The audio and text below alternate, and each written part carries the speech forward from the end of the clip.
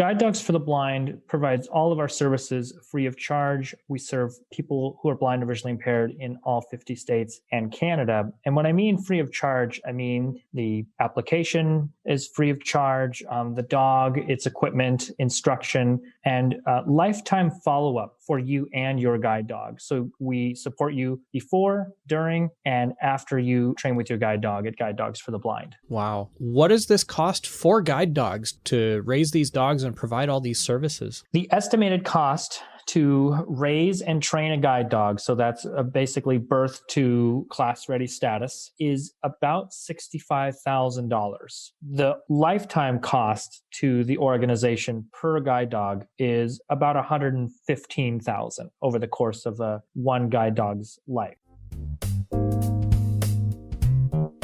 This is the Penny Forward Podcast, a show about blind people building bright futures one penny at a time. I'm Liz Botner. And I'm Chris Peterson. We are blind people learning what it takes to be successful in our personal, professional, and financial lives. Liz and I are both guide dog users, and we were curious about how affordable a guide dog might be, especially to someone on a lower income. Guide dogs aren't for everybody, but for some people, guide dogs can offer more independence and freedom than traveling with a cane. But if you're considering having a guide dog, there is some added cost and some added responsibility. So we invited Jake Koch from Guide Dogs for the Blind in San Rafael, California and Boring, Oregon to come on the show to talk to us about the costs of owning a guide dog and what it takes to get a guide dog, what happens during class, and what happens after you go home.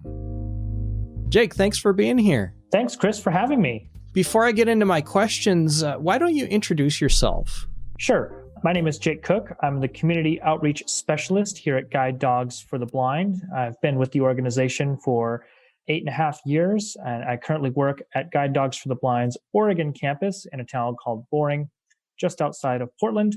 I'm visually impaired myself. I have been my entire life, and I'm currently traveling with a 7.5-year-old female black Labrador named Forley, and Forley is my third guide dog.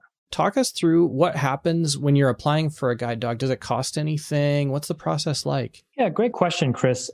Guide Dogs for the Blind provides all of our services free of charge. We serve people who are blind or visually impaired in all 50 states and Canada. And when I mean free of charge, I mean the application is free of charge, the dog, its equipment, instruction, and lifetime follow-up for you and your guide dog. So we support you before, during, and after you train with your guide dog at Guide Dogs for the Blind. Is it really free? I mean, even transportation, stuff like that to get to class, does that cost anything? It does not. So we do provide transportation and then room and board while you're with us in class, along with the dog's food during class. The only thing a person is responsible for is their dog's food, toys, and other accessories that they may want for their dog. We even offer a veterinary financial assistance program on an as-needed basis that's open to all of our graduates.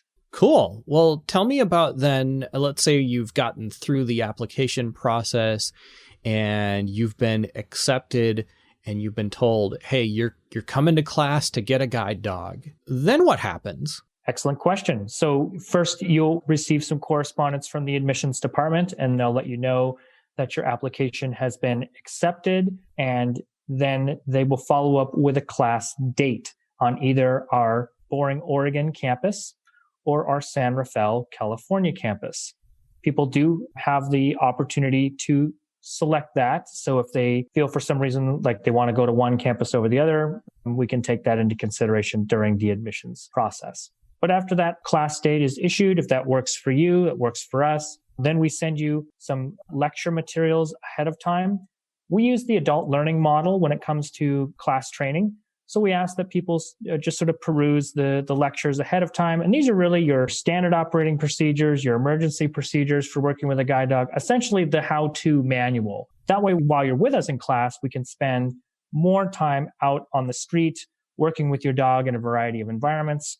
And we don't have to bore you with several hour-long lectures and that sort of thing. So we have all this stuff pre-recorded for people to listen to. And we also have a video on our website called Gearing Up for GDB. So it talks about the physical aspects of coming to class, some stretches and things and exercises that people can do to help mitigate any sort of shin splints or discomfort while you're training with your new guide dog in class, which can be a relatively physical process, as you can imagine, traveling with this new guide dog and walking at a faster pace than you may with a cane.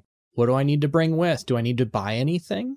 While you're with us in class, we'll provide all of the necessary equipment for handling your guide dog. So your dog will come with a leash, collar, harness. We'll provide you with a couple of toys to get started, a bed, some food to take home with you. We have a gift shop which sells extra guide dog equipment, bowls, tether cables, tie downs, if you will, extra leashes. We also issue, as standard issue equipment, a set of booties, which are like dog shoes that protect the dog's feet, and a tie down, which is great for if you need to leave your dog unattended for a short period of time, you can use that as well.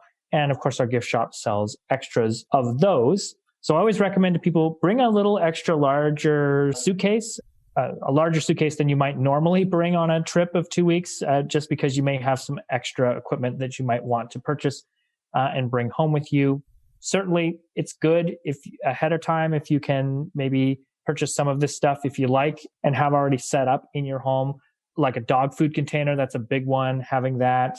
If you prefer your own type of dog bowls, you can go to any pet store and purchase those, or online retailers. Those are always great things. In terms of the dog's food, we'll tell you what they're eating in class, and you'll have sort of the 2 weeks then while you're in class to order it online, which is always a great option. And then it's just at your doorstep when you arrive, or certainly when you get home, you can make a trip to the pet store. But we always provide you with some food to get started. We'll continue our interview in a moment. But first, are you interested in investing, but the jargon has you completely lost? When you're in an unfamiliar financial environment and need a hand understanding the lay of the land, Penny Forward is here to help. We provide affordable one-on-one and group financial education programs that give you the confidence to get out there and achieve your goals. Visit pennyforward.com to learn more about who we are and what we do.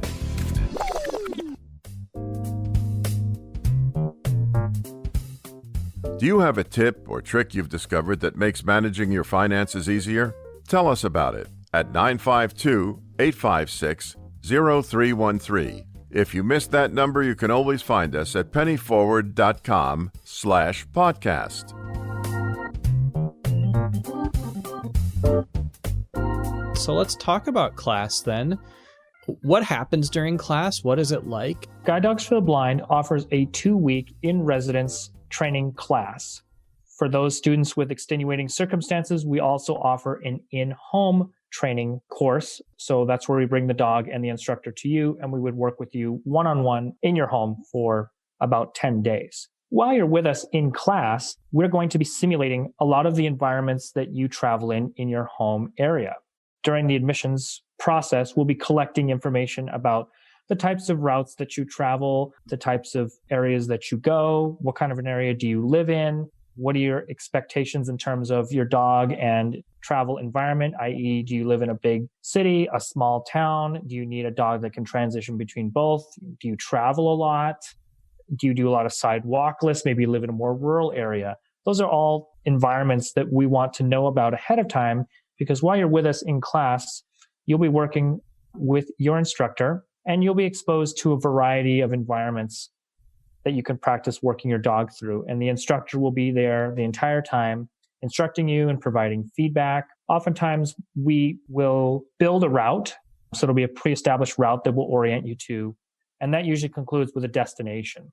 So the great thing is we can problem solve in real time. And usually the route might conclude at a coffee shop or ice cream parlor or something like that. And it's a great time to just stop and just say, so how did that go? How did that feel? The first week is a couple of pre-established routes that kind of just gives you a lot of sort of time behind the harness, as I like to say. Just a lot, just putting on the miles and getting used to things. And then the second week is much more customizable. So that's the week where you say, well, I have a goal to go hiking with my guide dog. We might expose you to a hiking trail. You might say, I love the water and I'm a part of a yacht club. Okay, we might go to a boat dock and spend some time near the water, exposing your dog to that. Or I take the subway. I need to work around platforms and in a subway environment. We would expose you to that type of environment, et cetera, et cetera. So it's really a highly customizable, individualized training program for each and every one of our clients. And if I stop at a coffee shop or an ice cream parlor, can I buy coffee or ice cream while I'm there if I want to? Absolutely. You're welcome to purchase those items. If you have specific needs or little errands that you might need to run, sometimes we can incorporate that into the training during the day that you're doing with your new guide dog. All right. So we've gotten through class. And before we leave class, we might want to pick up some souvenirs or something for the fam. Is that something we can incorporate into routes also? Oh, absolutely. Yeah. Oftentimes we are working in a downtown area or an urban area. So if there's something you're interested in or you're looking for, we can certainly try to find a retailer that sells those items. We also have our gift shop. All proceeds from the gift shop go directly back to Guide Dogs for the Blind's programs and services. So it's kind of like, you're donating, you're supporting the organization, which is great. And there's lots of great GDB branded souvenirs and things like that there as well. Okay, so now we're about to go home. And what is that process like? And what should we have once we get home with our brand new shiny dog? Great question. So guide dog class concludes with a graduation.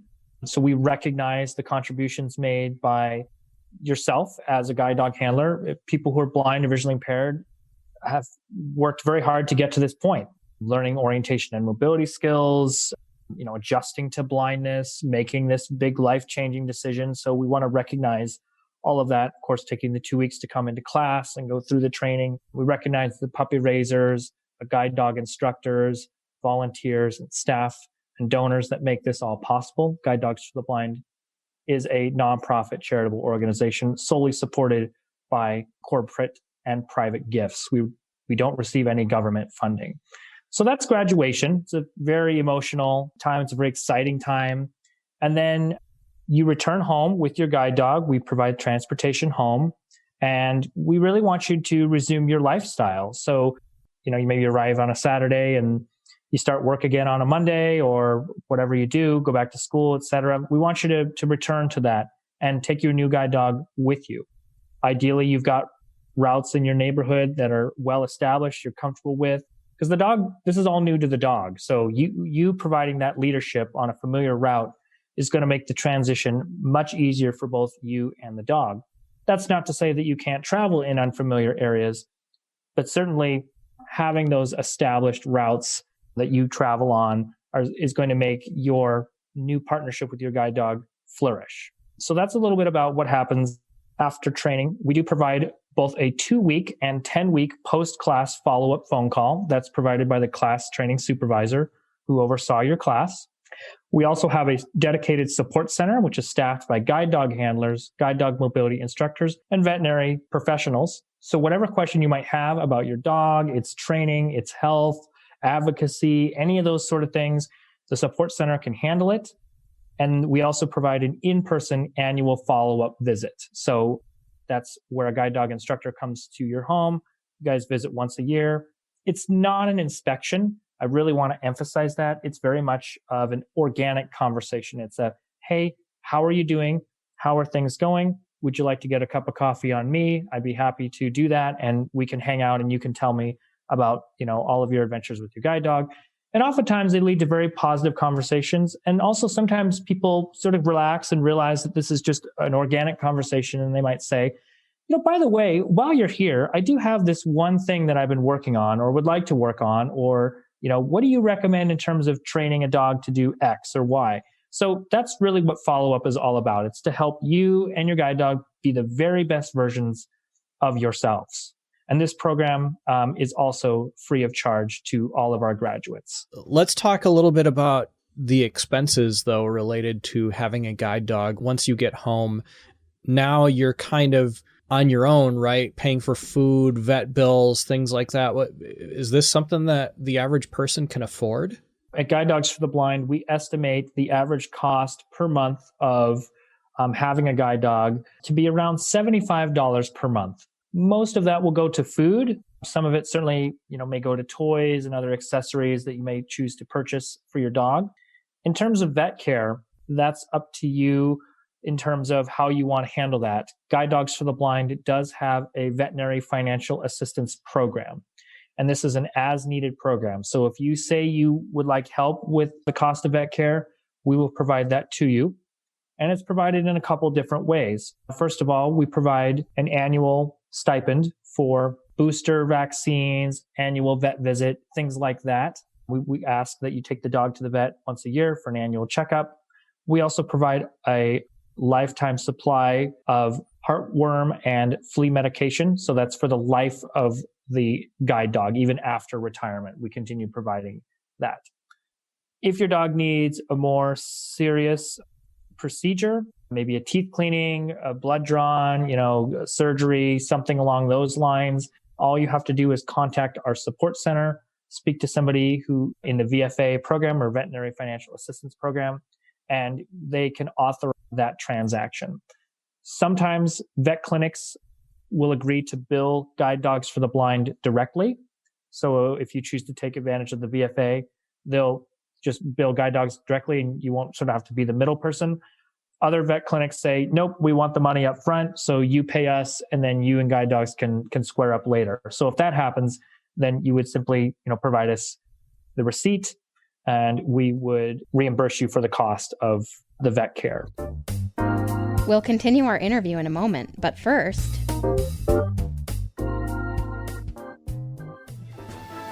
Editing podcasts is a lot of hard work. And let's face it, you've got better things to do. Let SuperBlink remove those ums and uhs out of your podcast so that you can convey your message more efficiently. For more information, visit superblink.org.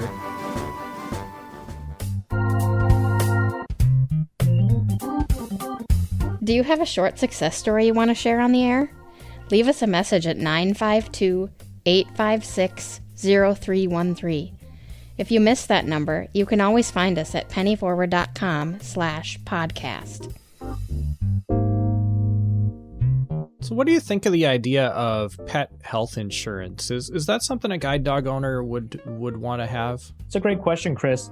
It really depends on which school a person is choosing to apply to. Different schools are going to have different levels of follow-up and veterinary financial support.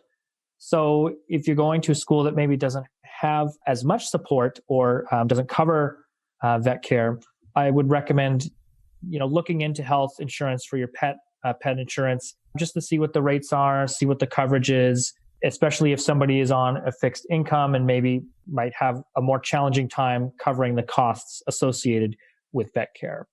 If you're going to a school like Guide Dogs for the Blind, essentially the Veterinary Financial Assistance Program here is like an insurance policy that you don't have to pay for. It's available anytime you need it, and maybe you need it for a while and then you don't need it at all. So it really just depends on the school that an individual is planning to attend. And I would recommend, if you are somebody who's researching guide dog schools, you're thinking about a guide dog, ask about follow-up services, ask about veterinary financial assistance, and see what's out there so you know before you're going into this what the school is able to provide and what they're not able to provide. And I think that'll make your decision about getting pet insurance a lot easier. Good advice. We know that guide dogs don't last forever. And at some point, they can't work anymore and they need to retire. So what is that like? You're absolutely right. I wish they did last forever. They don't. So, a guide dog average working life of one is about 7 to 9 years.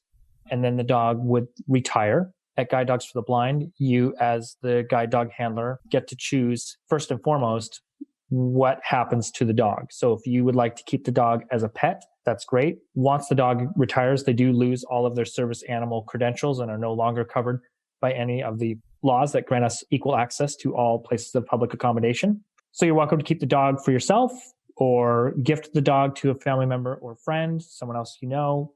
And if that's not possible for you, Guide Dogs for the Blind is happy to bring the dogs back. And we have an adoption list full of people who specifically want to adopt an older retired guide. So they always have a home to go to. Again, this is all free of charge. We are happy to help you make this challenging decision. That's a big part of our follow-up program as the dogs get older. We're here to support you. We're not going to tell you. We leave that decision up to you, but we're here to support and to provide guidance and advice in terms of when might be the right time, because it's different for every person and it's different for every dog. And if an older dog that's retired has health issues, does the VFA help with any of those if you decide to keep it? The Veterinary Financial Assistance Program covers a retired guide so long as the dog is placed with the guide dog graduate or an immediate family member. So it does extend even after the dog's service life has ended, which I just think is incredible. All right. So let's then talk a little bit about the thing that everybody hates and never wants to think about, and that is the end of life of your guide dog. Yeah, that's a great question. So it's going to be different for every dog and for every person. People and dogs process this sort of thing differently. At Guide Dogs for the Blind, we have staff who are here to support you as your dog reaches this point, because it's hard on you as a person. You become emotionally attached to these dogs. I've had 3 guide dogs now. I can certainly relate to that personally, and I'm sure you can too, Chris. So we're here to support you sort of emotionally. And also from a health perspective, when is the right time for a dog to end life? That can be a very tricky question to answer. So at Guide Dogs for the Blind, we have 2 fully functioning vet clinics that serve our guide dogs in training, our puppies, and any local graduates that would like to use our veterinary services. So our staff veterinarians also do a lot of consulting with our graduates across the country and in Canada. So you always have access to a veterinarian here at Guide Dogs for the Blind who can talk you through when might be the appropriate time, along with your local vet. And sometimes, regardless of end of life or not, sometimes it might be a 3-way call where you have yourself, your local vet, and one of the veterinarians from Guide Dogs sort of all working together to come up with a treatment plan, or in this case, end of life plan. If euthanasia is something that you're not able to afford, Guide Dogs for the Blind will cover that. We brought these dogs into the world, and we will help, with end of life as well.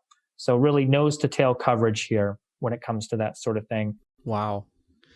Well, with all of the things that Guide Dogs does and that Guide Dogs covers, what does this cost for Guide Dogs to raise these dogs and provide all these services? The estimated cost to raise and train a guide dog, so that's basically birth to class-ready status, is about $65,000. The lifetime cost to the organization per guide dog is about $115,000 over the course of one guide dog's life. So we do rely on the generous support of our donors, both private and corporate, to help support Guide Dogs for the Blind. We don't receive any government funding.